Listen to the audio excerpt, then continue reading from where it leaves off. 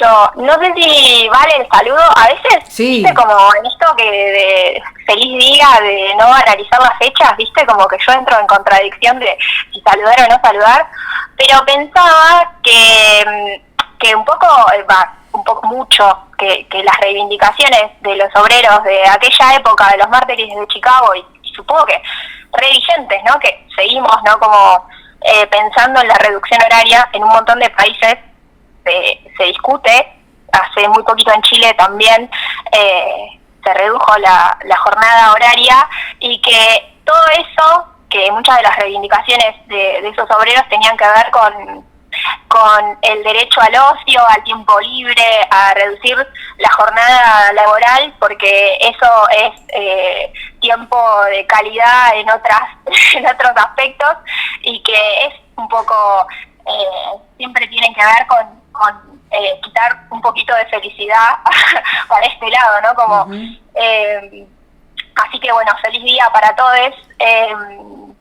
Y bueno, yo mucho, viste, como de historia, se me escapan cosas, y me gusta, me interesa, así que llamé a mi amigo que sabe un montón de historia, que es profe de historia, a Ramiro Montiel, para que nos cuente, porque me parece que, bueno, en esa línea, ¿no? De cuán vigente y cuánto de historia nos ha pasado al movimiento obrero, que está bueno pensar la fecha y pensarnos siendo parte de esa historia, ¿no? Como, así que bueno, quería compartir ahí las reflexiones de Ramiro. Lo escuchamos. El movimiento obrero en particular tiene como muchas variables, muchas aristas y muchas formas de poder entenderlo.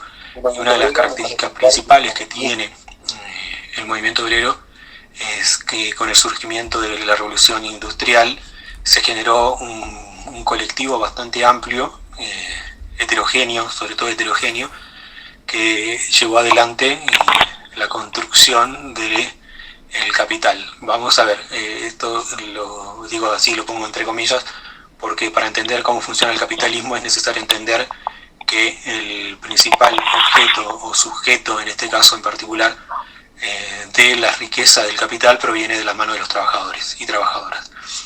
En este caso en particular, el movimiento obrero, esto surge en torno a la revolución industrial, por esas aristas que se dan en la historia, cambios abruptos, en el cual surgen un montón de cosas. Una de las principales es que se cambian las matrices de vida, la forma de compartir las cosas, la relación entre las personas, y entonces el movimiento obrero en la revolución industrial adquiere una forma bastante compleja y heterogénea, lo que va a dar como resultado un montón de luchas, lo que nosotros vemos materializado en el 1 de mayo como efeméride ya, o como fecha de vital importancia para entender el movimiento obrero, se da en base a diferentes o diversos revueltas.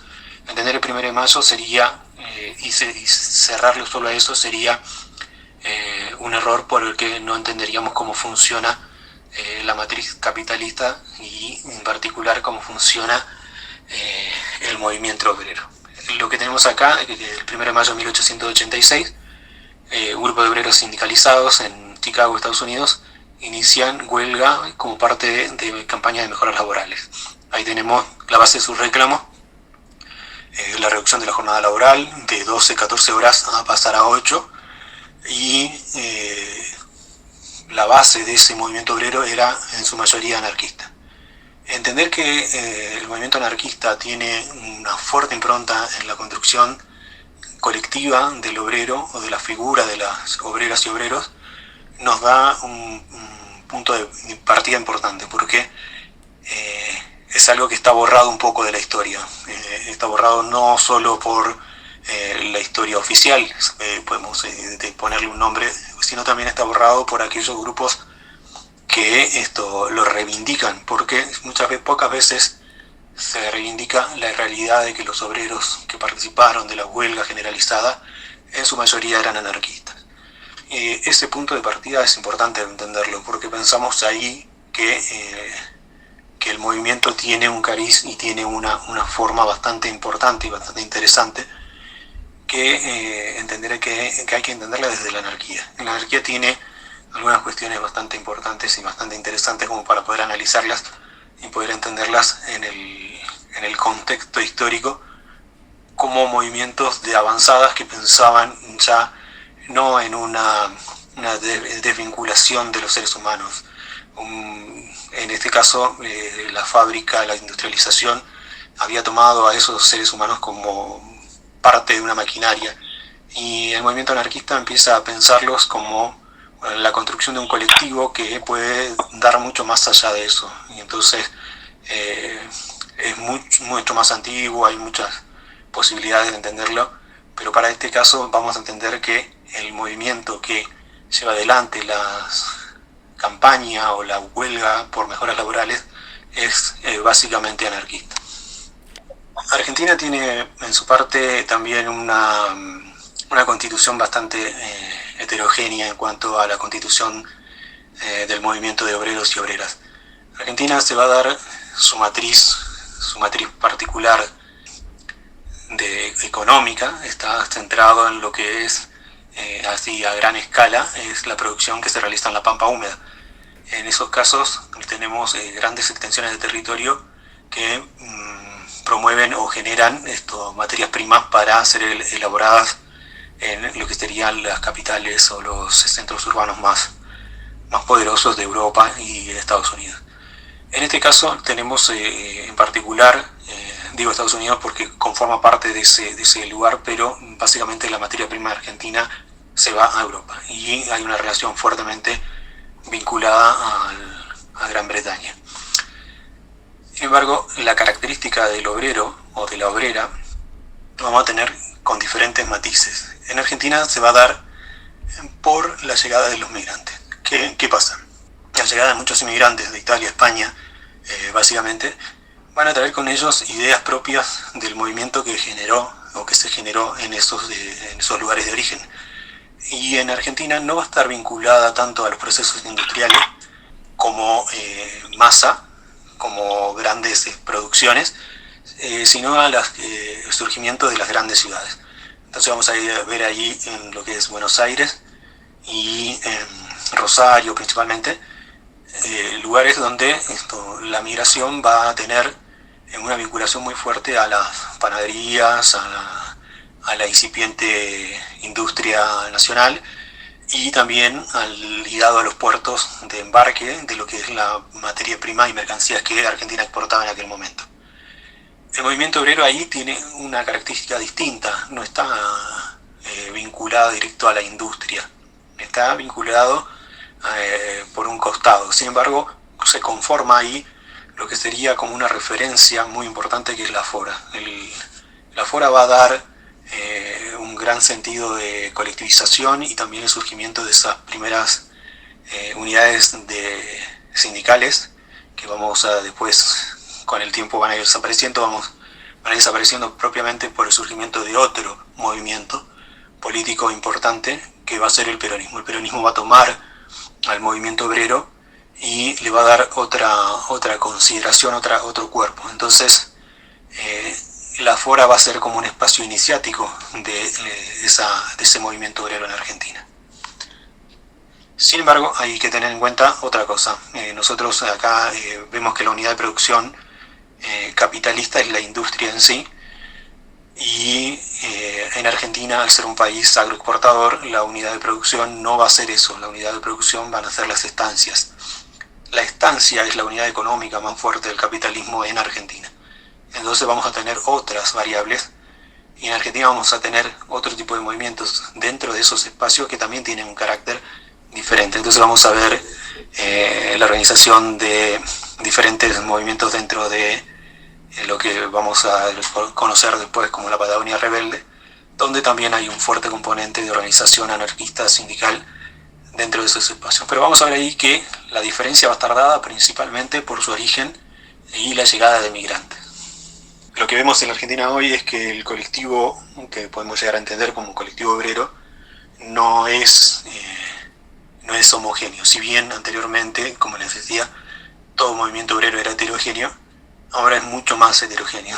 Podemos decir que tenemos diversificado diferentes matrices de trabajo dentro de cada uno de los movimientos que vemos. Por ejemplo, en el caso de los trabajadores y trabajadoras de la educación, en ese caso vemos, si bien han transitado una formación que en algún momento se pensaba que era el acceso a la clase media,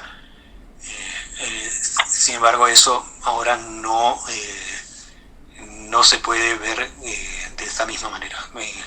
Podemos decir que el trabajo de la educación, no lo digo peyorativamente, sino que se ha proletarizado, porque en algún momento lo que se entendía como movimiento obrero tenía que ver con las clases más bajas, y ahora ni siquiera eso puede trasladarse a ese espacio, sino que hay diferentes matrices de pensamiento dentro de los diferentes tipos de trabajo que podemos encontrar en la Argentina, y el movimiento obrero está diversificado.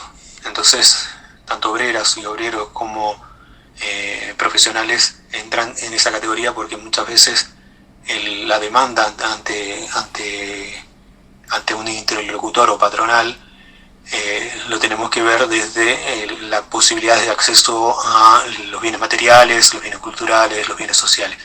Entonces, si eso no se da, no se puede constituir, estamos teniendo que muchos trabajadores y trabajadoras están en esa categoría, que es la del movimiento obrero, más allá de haber transitado diferentes instancias.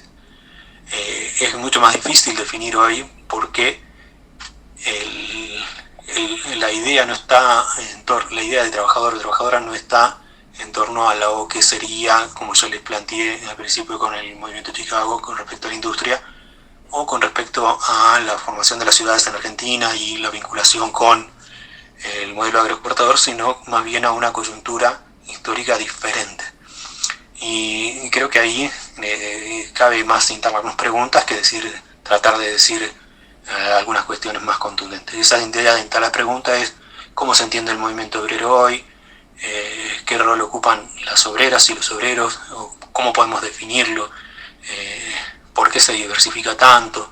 Entonces, todas estas cuestiones en particular hacen que pensar el movimiento obrero hoy sea más complejo.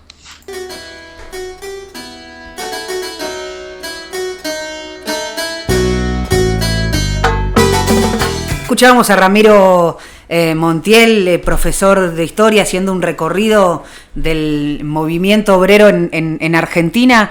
Yo me quedo con dos o tres cositas antes de... Desde por ahí desde mi mirada, ¿no? Vos decías, bueno, no sé si saludar al principio,